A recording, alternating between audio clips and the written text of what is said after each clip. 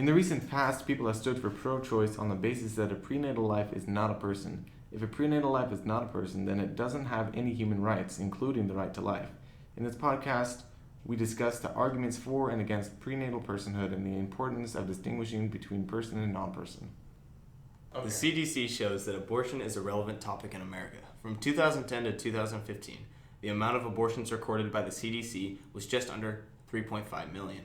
If all of those aborted were people, then that is equivalent to all the students of Tumwater High School, a school with about 1,200 students, dying 2,916 times, or the 724,000 residents of Seattle, Washington, dying 4 times over. Now we're going to watch 2 videos. The first one is from Ben Shapiro talking about the pro-life arguments, and then after that, Bill Nye talking about the pro-choice arguments, and then finally, I'm going to ask Sean some questions that correlate to the videos. Are you ready, Sean? Yeah, let's do it. At which point should you be able to kill this baby? Okay, we're going to play a game called When Should You Be Able to Kill This Baby? Because I've been told by people like Hillary Clinton that you're able to kill this baby all the way up to the very end, right? 32 to 30 weeks. Right? And that's when the baby is fully formed. It can be born alive. It is a fully formed human being. Well, first of all, I just wanted to say the only thing that I've heard by Hillary Clinton that has her talking about that a baby has no rights until 9 months has been her talking about that that's what the actual Constitution says, which makes sense because it says that those born in America, so that's probably what she's referencing. That's right. I forgot about that. But I don't know her actual stance on it. She might think that 9-month abortions are bad. I haven't heard anything of her saying that like she thinks that 9-month abortions are bad, but I have heard her say that she doesn't think that babies have any rights up until 9 months or up until they are born, just based on the Constitution. I haven't heard necessarily her own opinion on it, but we can continue watching. Yeah, I mean, I mostly just know that she's pro-choice. I don't know exactly where she stands, though. But, right. Yeah. All right, let's continue. I've watched 2 of them come out of my wife. These are human beings. These are not balls of tissue. These are not clusters of cells. And I'm sick of being told that it's just an abortion. I don't like the euphemisms. It's not a termination of a pregnancy. It's a termination of a human life. Okay, it's a murder of a human being when you're talking about these babies and this idea that you get to choose that. Look, you got to choose a lot of things in life. You don't get to choose another human being's death. That's not something you get to choose. So, when is it okay to kill this? When is it okay to kill this? Is it okay to kill this thing at week 14? When the heart is pumping several quarts of blood through the body every day? How about week 15, when the baby has an adult's taste buds? How about month 4, when the bone marrow is beginning to form? How about that? Or how about weeks 9 and 10, when the baby's teeth are already beginning to form, its fingernails are already beginning to develop? We're talking about 2 months old, right? The baby can turn the head and frown. The baby can hiccup. Is that okay to kill? How about week 4? By the end of the week 4, the kid is already 10,000 times larger than the fertilized eggs was. There's already the beginnings of eyes and legs and hands. There are already brain waves detectable. Mouth and lips are present. Fingernails are forming. How about week 3?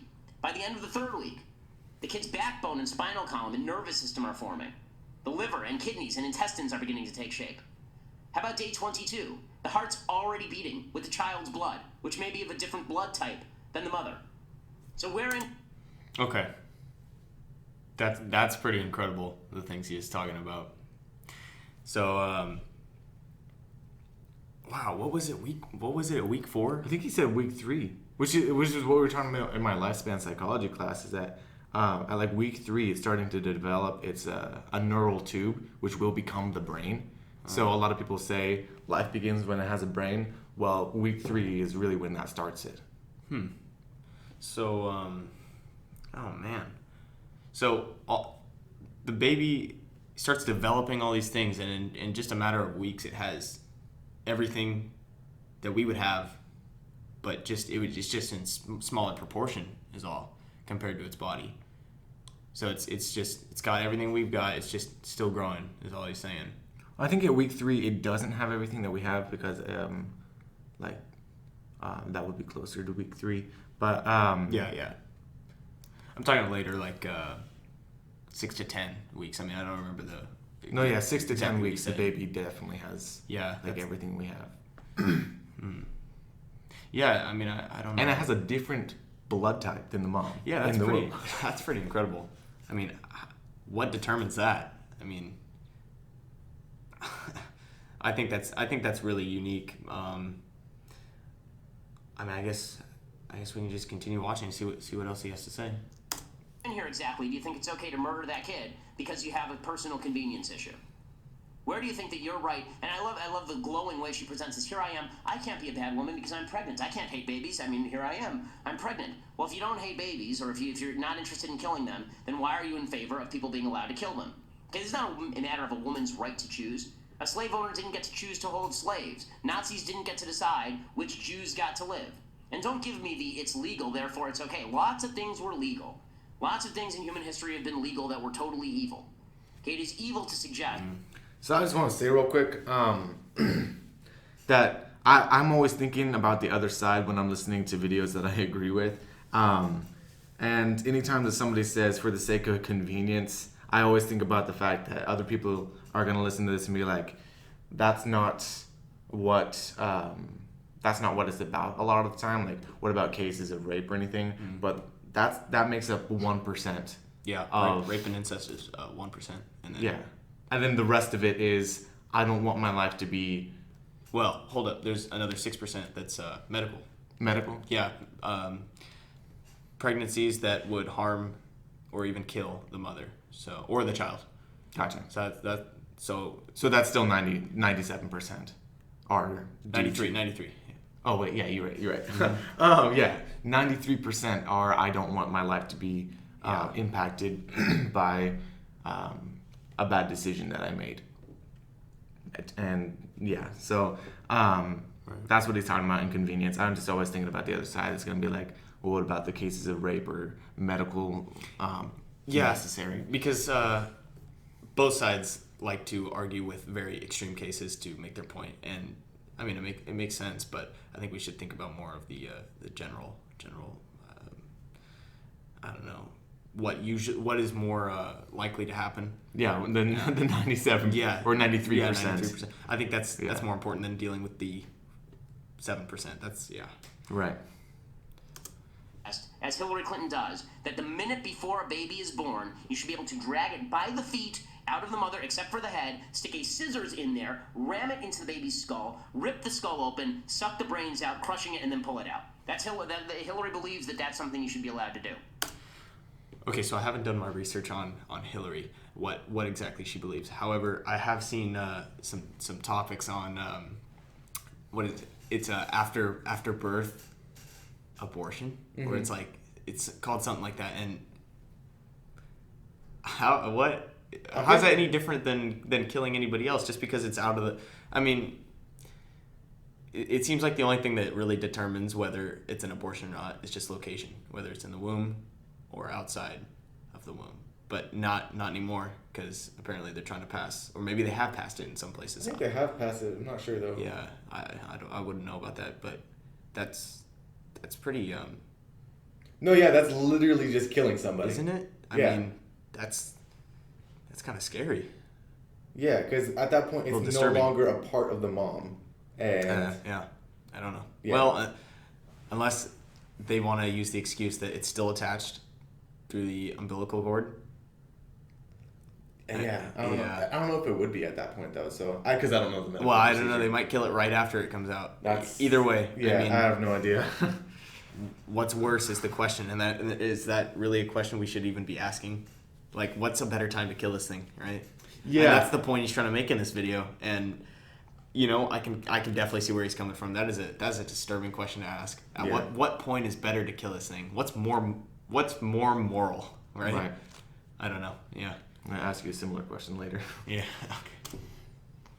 When I talk about stuff I hate, this is a grave sin. It's a blot on the American Republic. It's a blot on the morality of the American people that we treat the killing of literally the most innocent among us. Literally the most innocent among us. Yeah. We treat the killing of these human beings as nothing more than just an issue of convenience and choice and all the rest of it. It's just no more euphemisms. And I wish to God that Mike Pence would have said that instead of citing to the Bible. Okay, I haven't cited the Bible one time because I don't think that I think the Bible is right, but I don't think the Bible is the important textbook here. I think what's important here is the science. And I think you're talking about the creation of a unique human life on day one, and you can see it, and you can see the growth, and if you're willing to point out to me where it is that this becomes a human as opposed to a ball of tissue, Then let's hear it. Let's hear it. I've gotten tweets, by the way. I tweeted this out earlier, and somebody said, well, the brainwaves only start at week 20. So how about that? You know, do you think that people who are brain dead are alive? Well, people who are brain dead don't turn into not brain dead for 3 weeks later. Would you kill somebody in a coma because they're brain dead, but you... My understanding is that people who are brain dead still have at least part of their brain, the brain stem, working. So I don't know if that his argument that he's making right now actually totally holds up, because like you still need the brain stem or else your heart will not beat and you will not breathe. You can have the rest of your brain not working, but if that part of your brain isn't working, you will die. So if a fetus doesn't have that part of the brain and it doesn't have any of those brain waves, I could understand where someone would be like, that's not a person yet. So I don't know if what he's actually saying really holds up to scrutiny. Yeah. You know they're not going to be brain dead in 4 weeks, in 10 weeks? Would you do that? Would you just pull the plug on him, knowing for a full-on fact that if you just wait a few weeks, that person's going to be fully functional again? Would you do that? So I see what he's talking about here. He's talking about like, well, for an example, I don't know if this is the one he's using. He might use it later. I'm not sure. But people on life support and stuff like that. Why is that any different? They're not dependent all on their own. They're completely Independent, yeah. Yeah. You know, they are depending on something else to keep them alive, to sustain them. Why is that any different than a child? I mean, or an unborn child. The interesting thing there is, two things. There is a difference from devil's advocate side of it's not dependent on another person's life, so it doesn't have to be inside another person if you're brain dead. You do rely on other people's resources, but not on anybody else's physical body. Okay, I can see that. Yeah. And then with a coma, I think I've been arguing like for pro-life. I would also say that like in the sense of like a brain dead person, you don't know that they're gonna wake up. You don't even know. They could be in a coma for the rest of their life. Well, he was talking about a situation where they knew that he would come back and but recover. That's what I'm saying. Like, with a baby, you do know that it's going to recover. That's true. That's my point. Like, you don't even kill somebody that you don't know if they're going to recover. Yeah, if you know they're going to make it, then you do everything you can, everything in your power to make sure that. Yeah, especially if you know. Back. Yeah. Okay. Yep. I like that. And it's just it's truly incredible to me the way that we can blind ourselves to this. I remember when I was at the 2012 DNC, and I went to, it was in Charlotte, and I walked past an exhibit, and it was a picture. It was the anti-abortion crowd, the pro-life crowd, and they were out there with these pictures of aborted babies. And I walked past, and I thought what most people from big cities thought. I thought, wow, how gauche.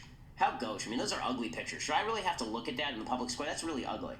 And then I realized that that's probably how people treated pictures of slavery back in the 1850s. That's probably how people treated pictures of the Holocaust back in the 1940s. The bottom line is, if it's that ugly, maybe you should do something about it instead of whining about how ugly it is. And it's not a matter of personal choice. Okay, I have a stake in whether my neighbor gets murdered, and I have a stake in whether my neighbor's baby gets murdered too. Right. And that's one of the main points that we're talking about. Whose rights are more important, right? Like, do you like for you to like? Is it more important for you to be able to do whatever you want? Who gets priority? Yeah, that's the question. Or do you get to end somebody else's life that's dependent on you? Yeah. All right. I think it's time. Yeah, we're gonna move on to the next video. All right. I'm excited. Video on Bill Nye. Can we stop telling women what to do with their bodies? Bill Nye. Yes. Many more hundreds of eggs are fertilized than become humans. Eggs get fertilized, and by that I mean sperm get accepted by ova a lot. But that's not all you need. You have to attach to the uterine wall, the inside of a womb, a woman's womb. But if you're going to hold that as a standard, that is to say, if you're going to say when an egg is fertilized, it's therefore has the same rights as an individual, then whom are you going to sue? Whom are you going to imprison? Every woman who's had a fertilized egg pass through her? Every guy whose sperm has fertilized an egg and then Okay. Well, he makes a good point and then he makes a bad point. The first point that he makes, which is good, is like at the very beginning at conception, is that a life? If the conceptions, like every time an egg and a sperm meet, that's a person, but like they're dying, which is, I don't know that he says it, but it's like 50% of the time, I think over 50% of the time, they end up dying.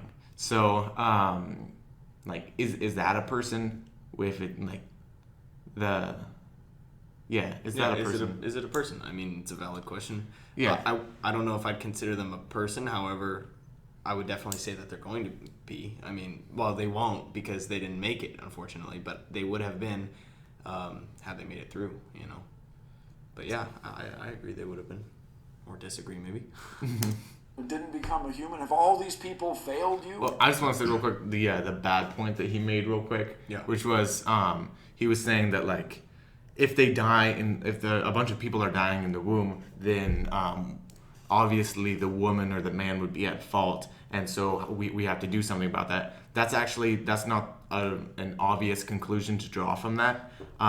So he's making connections that aren't actually really true. It's actually called a straw man argument, where he makes an argument that's so ridiculous that's easy to tear down. So he's doing that right now. It's kind of dumb, but yeah. Well, because how could the woman possibly be at fault for that? Right, it's the same as a miscarriage. You wouldn't have a woman. Yeah, you can't blame her because of something that happened. It's just a naturally occurring thing. It's an unfortunate thing, but I mean, you can't just blame people for all the natural disasters we have, like earthquakes, tsunamis, stuff like that. You can't just blame somebody for that because a misfortune happened, right? Right. Yeah. It's just a reflection of a deep scientific lack of understanding. And you literally, or you apparently literally don't know what you're talking about. And so when it comes to women's rights with respect to their reproduction, I think you should leave it to women. It's really, you cannot help but notice. I mean, I'm not the first guy to observe this. You have a lot of men of European descent passing these extraordinary laws based on ignorance. Sorry, you guys. I know it was written, or your interpretation of a book. Okay, so he's making a lot of points right now. He's kind of just comparing it to, or I don't know, making it sound like it's just white guys making rules because they want to control women's bodies. Yeah. But the reason that they have those rules that they want to make, which aren't even in place right now, are because they see the baby inside the womb as a baby and not as just some sort of growth that doesn't have any rights. It's not that they just want to control people's bodies. So, yeah. Yeah, I agree. Book written 5,000 years ago, 50 centuries ago, makes you think that when a man and a woman have sexual intercourse, they always have a baby. That's wrong. Again, no, nothing. I guess in the Bible, I wouldn't know about the Quran or like anything like that. Nothing in the Bible in particular, which is kind of what he's going after mainly in this I don't know, in his sentences, is nothing in that says that you conceive a baby every single time that you have sex. So again, he's saying that people have ignorance based off of a book that's telling them incorrect information, and then saying that the book is telling them incorrect information, which is actually not. So again, it's another straw man. So, yeah. Yeah, I mean, I think it's funny how he's throwing out everybody's ignorant about that. But it seemed like he doesn't even know the other side of the argument on that one. Yeah. It It would appear that he's the one who's ignorant. It seems like it. I mean, the least he could have done is at least know the argument from the other side of the other point of view, right? Yeah. I mean, we're not doing this to control people. It seems like the most relevant thing that he's brought up so far is the genesis of personhood at conception, and whether or not that could be considered a person and whether or not it should actually have a moral status and a legal status. And so to pass laws based on that belief is inconsistent with nature. I mean, it's hard not to get frustrated with this, everybody. And I know nobody likes abortion, okay? But you can't tell somebody what to do. I mean, that is absolutely not true. There are a lot of people that do like abortion because what the statistic on it is 45% use it more than one time, and 1/3 of women will use it before the age of 45. I mean, clearly it's being used so often and so frequently. You know, they're using it more than once. They're using it as a form of birth control, as like a contraception and stuff like that. So clearly they do like it because it's helping them. It's beneficial to them. Well, yeah, and I don't know. He might just be kind of making a mental leap, saying, trying to imply that those just because people don't like it, means that and I mean literally don't like it, means that they hate it or that they think they dislike it. Because I think what he's saying there is that that a lot of people don't like it, and that sounds like people dislike it, which I think is incorrect. A lot of people think it's neutral because they don't see the baby as having any personhood. I mean, I almost feel like it's it's tolerated, but they don't necessarily think it's a good thing to do. I don't know whether they think it's a bad, Well, that's what he's talking about here. He's like, nobody likes abortion, but we can't tell people what to do with their bodies. Well, that's actually incorrect. We tell people what to do with their body all the time when it comes to affecting other people's bodies. Yeah, when it comes to you can do just about anything to your body as long as it doesn't impede in somebody else's life, basically. Right, as long as you're not actively ending another person or harming another person's life. Yeah, whether it's a person, I mean, that would if it is in fact a person, then I think that then it does come down to just like any other person, right?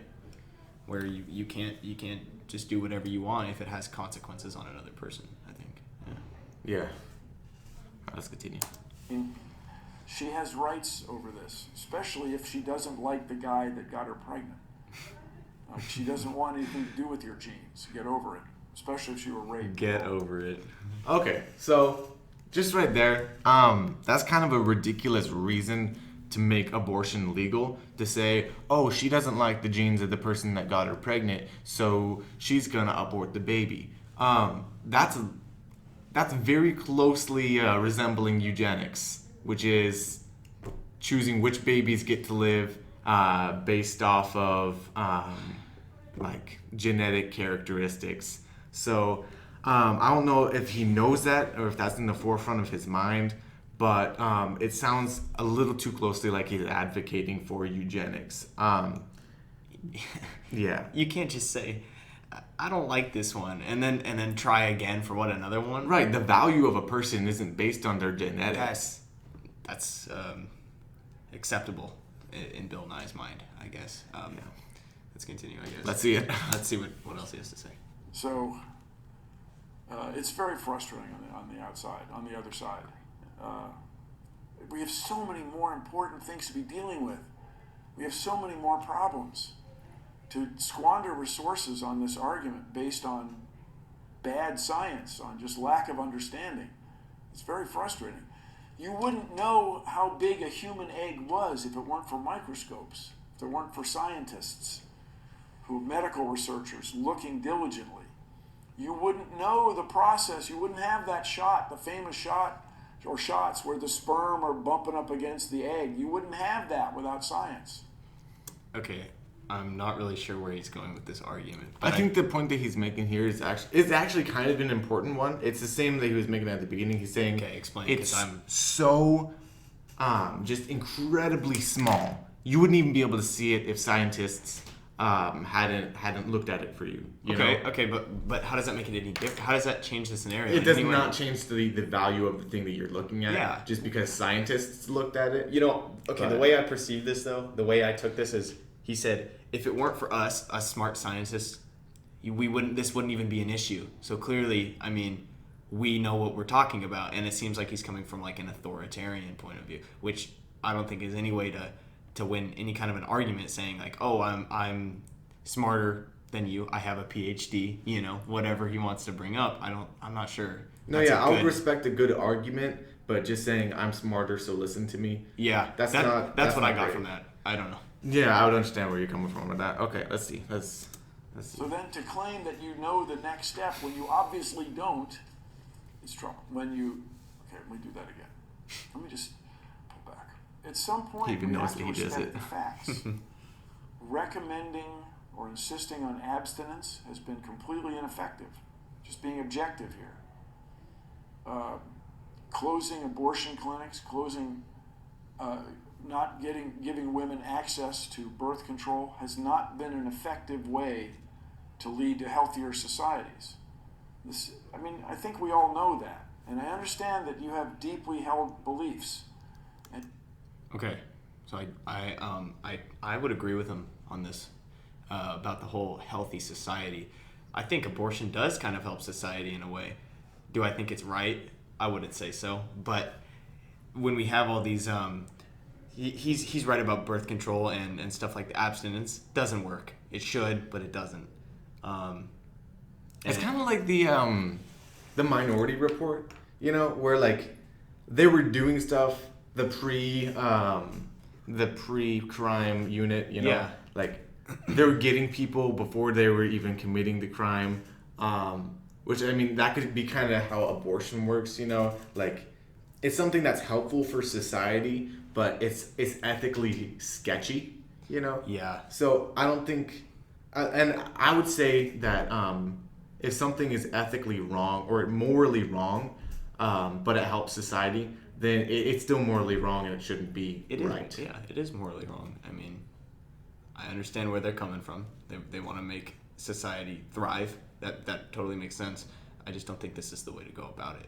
No, yeah, society thriving isn't like...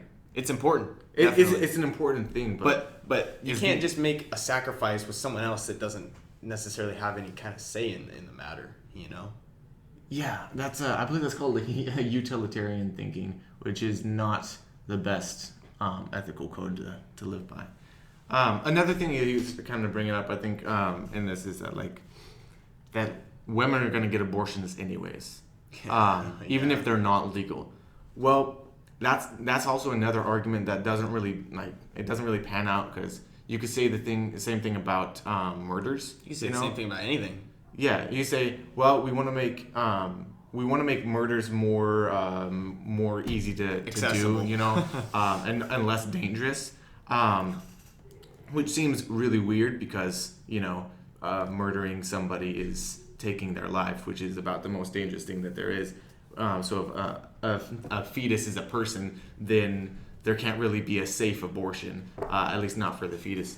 But what he's saying here is that that women are going to get it anyways, and so you might as well as make it easier for them so that you don't see as many either teenage girls or women so desperate that they're willing to do it in back alleys.